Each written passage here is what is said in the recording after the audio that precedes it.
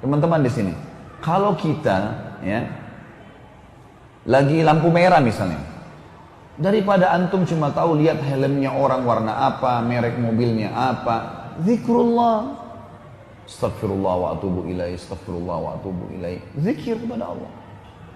Saya pernah perhatikan teman-teman di Jakarta pas lampu merah 1 menit 60 detik subhanallah. Saya coba mau tahu, saya ambil mushaf, ada Quran di dashboard mobil saya ambil, saya buka, saya bisa baca setengah halaman. 1 menit bisa kita baca. Ternyata kalau kita maksimalkan waktu itu luar biasa. Saya pernah pakai 1 menit istighfar, bisa 100 kali. Caranya astagfirullah wa atubu ilaih, astagfirullah wa atubu ilaih, astagfirullah wa atubu ilaih. Yang paling ringkas, gitu kan? Salawat juga begitu, Allahumma shalli ala Muhammad, Allahumma shalli ala Muhammad, Allahumma shalli ala Muhammad. Bisa kita gunakan. Lagi beli barang di supermarket. Assalamualaikum warahmatullahi wabarakatuh. Bismillahirrahmanirrahim. Ashhadu an la ilaha illallah wa ashhadu anna Muhammadur Rasulullah. Allahumma salli ala Sayyidina Muhammad wa ala ali Sayyidina Muhammad. Rabbis rahli sadri wa yassirli amri wahlul 'uqdatam min lisani yafqahu qawli. Amin. Bismillahirrahmanirrahim. Salam hormatku, salam ta'zimku selalu buat para sahabat-sahabatku tercinta, baik yang ada di dalam ataupun yang ada di luar negeri. Semoga kita semua senantiasa berada selalu di jalan lurusnya Allah Subhanahu wa ta'ala. Amin ya rabbal alamin. Alhamdulillahi rabbil alamin. Kali ini saya menanggapi kajian saudara kita, sahabat kita, Ustadz Khalid Basalamah, dengan bertujuan agar semakin sempurna, agar semakin matuk apa yang dipaparkan beliau. Jadi yang dipaparkan beliau babagan syariatnya, dipaparan urbi Allah bagian hakikat makrifatnya, agar selalu nyambung antara syariat, toreko, hakikat dan makrifatnya. Di sini bukan pertujuan untuk membanding-bandingkan, akan tetapi di sini untuk mempertemukan antara syariat dan makrifatnya, untuk mempertemukan antara hamba dan Tuhannya. Alhamdulillahirabbil alamin. Kajian saat ini yaitu memaksimalkan waktumu untuk ibadah. Ibadah itu maknanya berzikir. Berzikir itu maknanya ingat. Bila kita masih duduk santai-santai saja di dalam syariat, maka di dalam syariat penuh dengan syarat, penuh dengan blok-blok, belenggu-belenggu tata cara bersyariat. Contoh misalkan ibu-ibu atau para wanita akan tersendat, terputus sholatnya, terputus baca Al-Qur'annya, terputus puasanya bila kedatangan haid atau nifas. Jadi ada sekat-sekatnya. Jadi makna di sini haid atau nifas itu kan darah merah. Maknanya darah merah secara hakikat makrifatnya yaitu hawa nafsu kita sendiri, inilah yang memutus hamba bisa berzikir kepada Tuhannya. Jadi selama manusianya belum mengenal Tuhannya, selama manusianya masih ada, masih wujud, masih hidup, masih merasa paling berkuasa atas hidup dan badannya, maka kita seluruh umat manusia, ya termasuk saya, maka selamanya itulah yang dimaksud darah haid atau darah nifas itu. Haram berzikir kepada Allah. Kenapa? Karena tidak akan sampai zikirnya. Haram beribadah. Kenapa? Karena tidak akan sampai ibadahnya. Kenapa? Karena nifas, karena haid, karena masih mengandung hadas. Siapakah hadas itu? Ya diri kita sendiri, inilah hadas itu. Hal yang baru ini dijadikan Tuhan daripada yang menciptakan kita.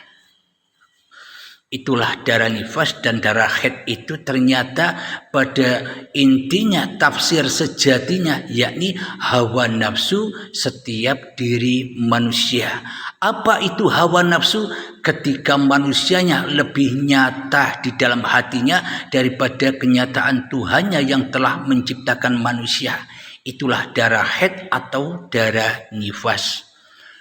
Maka untuk berzikir kepada Allah, untuk memaksimalkan zikir kepada Allah, ya jangan haid, jangan nifas. Maknanya sucikanlah nifasmu, sucikanlah haidmu, sucikanlah darahmu, sucikanlah hawa nafsumu di dalam hatimu. Maka ketika kita sudah mensucikan hawa nafsu kita dari diri kita, di hati kita, maka itulah yang dimaksud memaksimalkan waktumu untuk beribadah. Sejak bangun tidur hingga tidur lagi, selama ini kita hanya maksiat saja kepada Allah, hanya fahsya wal mungkar saja kepada Allah. Kenapa? Karena kita masih berhadas, hadas kecil ataupun hadas besar, hadas nifas atau hadas haid, masih penuh darah, masih bergelimang darah, masih tenggelam di dalam lautan merah, lautan hawa nafsu, lautan neraka yang panas, yakni neraka hawiyah. Alhamdulillahirabbil alamin. Jadi jalan agar kita bisa berzikir kepada Allah, jalan agar kita bisa beribadah kepada Allah, ya harus tahu Allah, ya harus ketemu Allah dahulu. Dengan cara sucikanlah dirimu, dari dirimu di hatimu. Nah, jadi kita untuk beribadah atau berzikir, carilah, peganglah puncak-puncaknya zikir, agar semua zikir, agar semua ibadah dapat melesat terbang kepada Allah. Bila kita sudah menemukan titik puncak-puncaknya zikir, jadi puncak-puncaknya zikir itu di dalam Al-Quran, afdalul dzikri fa'lam annahu la ilaha illallah. Seagung-agungnya, semulia-mulianya zikir adalah ketahuilah tiada Tuhan selain Allah. Nah, inilah puncak-puncaknya zikir, puncak-puncaknya ibadah. Bukan sholat, bukan ibadah yang kita lakukan selama ini.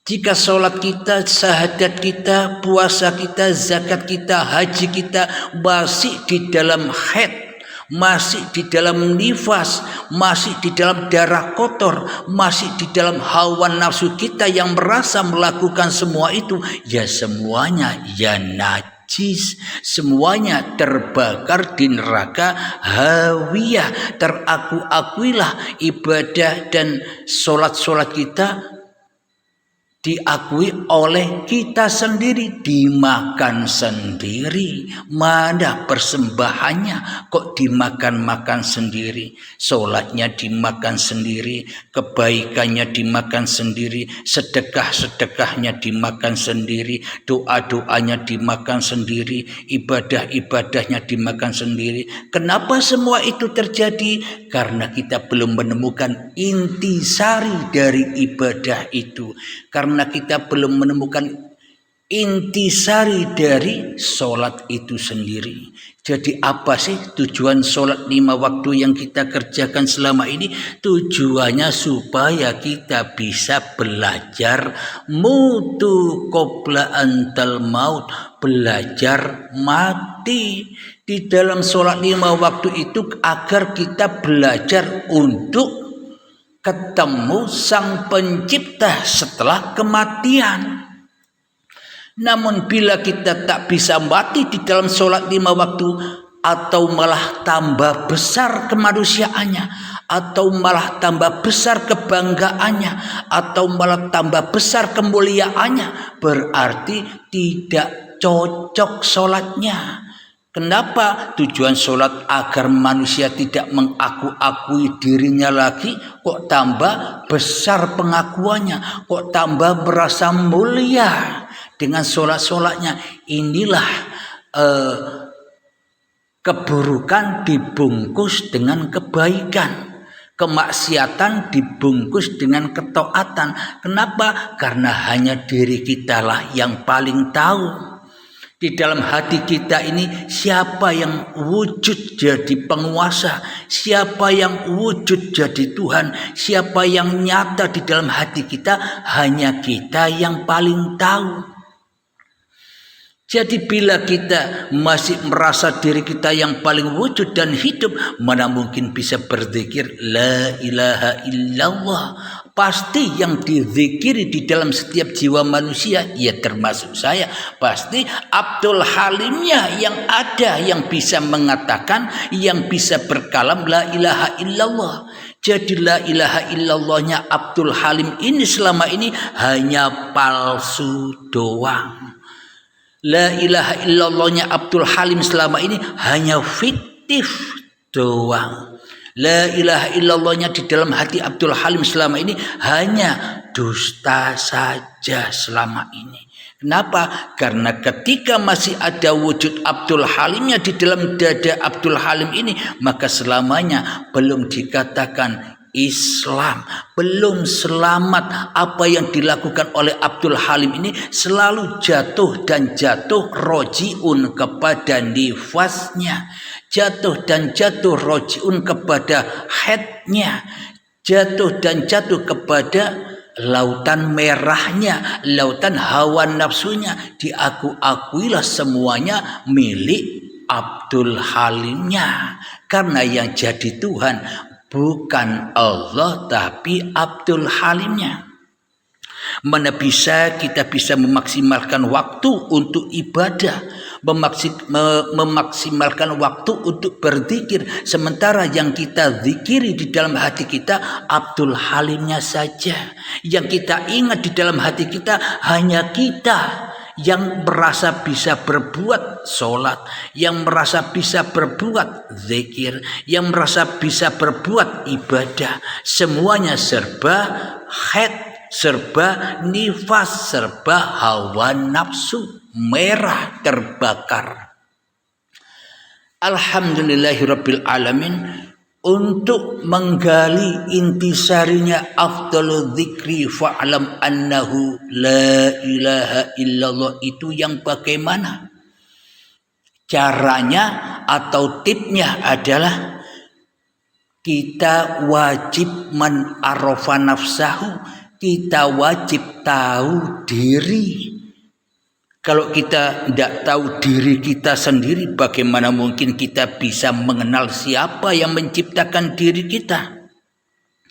Maka dari itu man arafa nafsahu, barang siapa tahu dirinya, yang mana dirinya sebenarnya Abdul Halim ini gaib, yang mana sebenarnya Abdul Halim ini tak ada, yang mana sebenarnya Abdul Halim ini tak wujud, yang mana Abdul Halim ini tak hidup. Maka ketika kita sudah sadar sifat-sifat wajib manusia kita, yakni sifat muhalnya Allah, itulah sifat wajib yang harus dimiliki manusia. Maka ketika kita sudah kembali kepada sifat wajib kita, maka faqad arafa rabbahu, maka nyatalah Tuhannya, maka nyatalah la ilaha illallah. Itulah yang dimaksud memaksimalkan ibadah. Itulah yang dimaksud memaksimalkan zikir. Kenapa? Zikir itu ketika kita sudah tak bisa berzikir lagi, itulah zikir. Solat itu ketika kita sudah tak mampu solat lagi, itulah solat. Ibadah itu ketika kita sudah tak mampu lagi beribadah, itulah ibadah.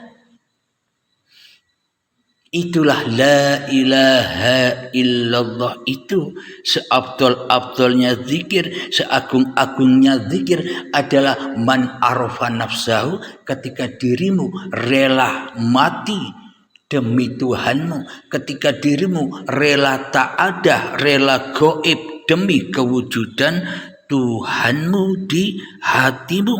Nah, katanya Tuhan tak bertempat. Kok Tuhan bertempat di hati?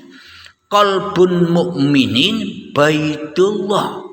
Hatinya orang beriman adalah ketika di dalam hatinya yang ada hanya Allah. Namun bila di dalam hati manusianya yang ada bukan Allah, yang ada hanyalah manusianya, berarti qalbun kafirin baitun nas. Hatinya orang kafir adalah ketika manusianya masih wujud di dalam hatinya mengalahkan wujud Tuhannya, mengalahkan hidup Tuhannya, mengalahkan kekuasaan Tuhannya. Jadi tahapan-tahapan untuk mengenal diri, yakni menyadari siapakah diri ini. Bila memang hidup dan badan ini milik kita, lalu kapan kita saat kita menciptakan hidup dan badan ini?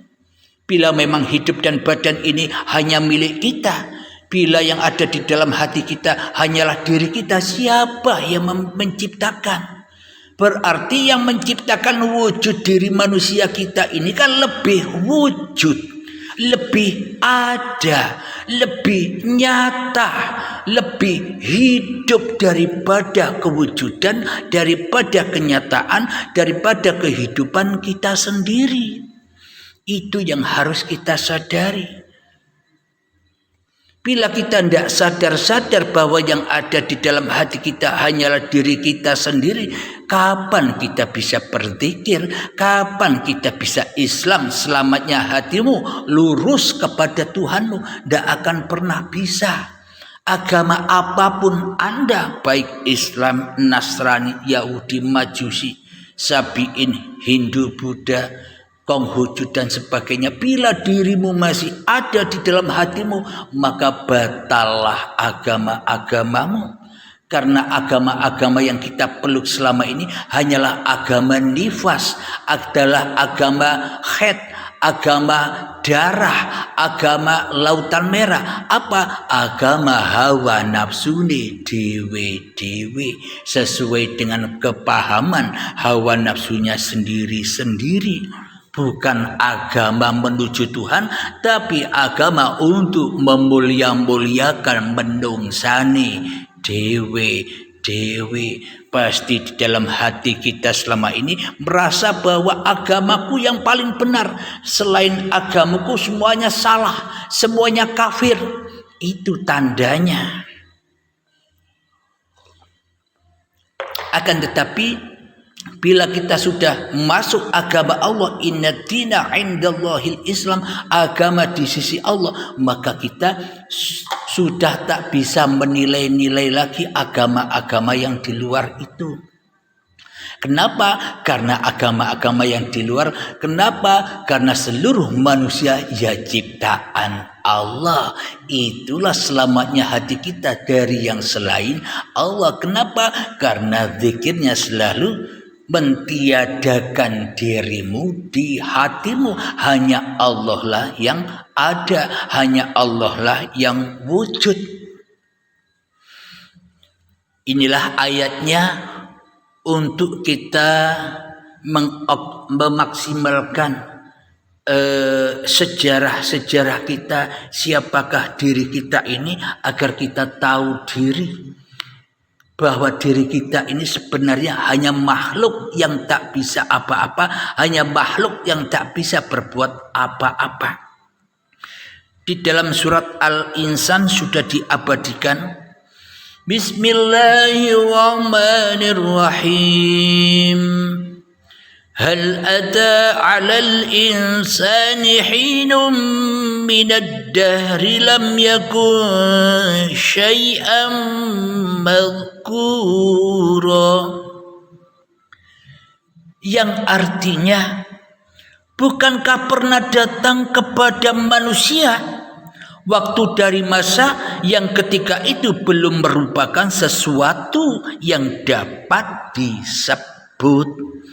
Inilah tanda buktinya bahwa manusia itu adalah laisa kamislihi syai'un. Manusia itu bukan apa-apa, manusia itu bukan siapa-siapa, manusia tidak bisa disebut-sebut. Inilah yang perlu kita sadari. Berarti yang bisa apa-apa, berarti yang bisa siapa-siapa itu siapa? Ya, yang menciptakan manusia. Jadi selama ini pelajaran tentang hakikat makrifat mentok-mentoknya menungsani yang merasa makrifat, karena masih terbelenggu dengan ayat laisa, Allah laisa kamislihi syai'un, seolah-olah Allah yang tidak seperti apa-apa, Allah yang tidak seperti siapa-siapa, hingga manusianya pada tersesat, ngaku-ngaku jadi Tuhan dewe-dewe, sehingga manusia merasa yang bisa menciptakan apa-apa, merasa yang bisa menciptakan siapa-siapa, ya dirinya sendiri, kalah Tuhannya dengan diri manusianya. Bukankah pernah datang kepada manusia waktu dari masa yang ketika itu belum merupakan sesuatu yang dapat disebut. Inilah yang dimaksud man arafa nafsahu, sadar bahwa manusia itu bukan siapa-siapa, tidak punya ilmu, tidak punya hidup, tidak punya pendengaran, tidak punya penglihatan, apalagi berkata-kata. Bila Allah la suatin wala suarin, Allah tidak bersuara dan tidak berhuruf, lalu siapa yang ada di dalam dunia ini ada suara dan berhuruf ini? Nah, itulah manusianya ingin jadi Tuhan daripada Tuhan yang mentuhani manusia, seolah-olah manusia mentuhankan dirinya, Allahnya rakanggo, Tuhannya tidak diadakan oleh manusianya. Kenapa? Karena Tuhannya selamanya gaib, tidak ada bila manusianya jadi Tuhan di dalam hatinya. Alhamdulillahirabbil alamin. Jadi untuk cara memaksimalkan zikir dan ibadah, yaitu afdhalul zikri fa'alam annahu la ilaha illallah. Ketahuilah bahwa sejatinya, tafsir sejatinya untuk bertuhan dan beragama, untuk beribadah dan berzikir, ketika dirimu sudah tak berzikir lagi, ketika dirimu sudah tak beribadah lagi. Tapi jangan salah paham, bukan berzikir secara syariat, bukan ibadah secara syariat. Maknanya bila di dalam hati kita yang nyata, yang wujud hanya Allah, mana mungkin manusianya bisa sholat, mana mungkin manusianya bisa beribadah, mana mungkin manusianya bisa berzikir, mana mungkin manusianya bisa ngapa-ngapain. Jadi dengan uripe Allah lah manusia bisa sholat, dengan uripe Allah lah manusia bisa ibadah, dengan uripe Allah lah manusia punya ilmu, dengan uripe Allah lah manusia bisa bersedekah, jadi dermawan, dengan hiduplah manusianya bisa kaya. dan sebagainya. Jadi semuanya kembali kepada uripe Allah. Itulah maksimal-maksimalnya zikir, itulah maksimal-maksimalnya ibadah. Apapun syariat-syariat yang kita kerjakan sejak bangun tidur sampai tidur lagi, jangan adakan dirimu di hatimu. Relakanlah, ridhokanlah karena semua apa yang diperjalankan atas dirimu itu hanyalah peran-peran Tuhanmu yang telah menciptakan kamu. Itulah zikir itu, itulah sholat itu. Bila hanya Allah yang berperan, bila hanya Allah yang berlaku, itulah makna dari lillahi ta'ala. Kita dibimbing, dididik oleh junjungan kita Nabi besar Muhammad sallallahu alaihi wasallam, innamal a'malu binniyah. Lakukan apa saja asal niatnya lurus kepada Tuhanmu, asal engkau tidak mengaku-akui di dalam hatimu bahwa apa yang kau kerjakan, bahwa apa yang kau amalkan bukan kuasa milik dirimu. La haula wala quwata illa billahil aliyyil azim. Setelah begitu, maka sucilah kita umat manusia dari darah nifas, sucilah umat manusia dari darah haid, sucilah manusia dari darah hawa nafsunya. Maka disitulah suci itu. Ketika Tuhanmu lebih wujud daripada dirimu di hatimu, itulah suci. Jadi apapun yang tergelar, yang tergerak, yang terjalan oleh dirimu, semuanya di dalam liputan Tuhanmu yang menguasaimu. Al-insanu sirri wa ana sirruhu. Alhamdulillahirabbil alamin. Mungkin ini tambahan saja dari kajian sahabat kita, yakni Ustadz Khalid Basalamah. Salamku untuk Anda semua dan salamku terkhususnya buat Ustadz Khalid Basalamah. Salam sayang, salam hormat, salam takdimku selalu. Alhamdulillahirabbil alamin. Akhirul kalam. Assalamualaikum warahmatullahi wabarakatuh.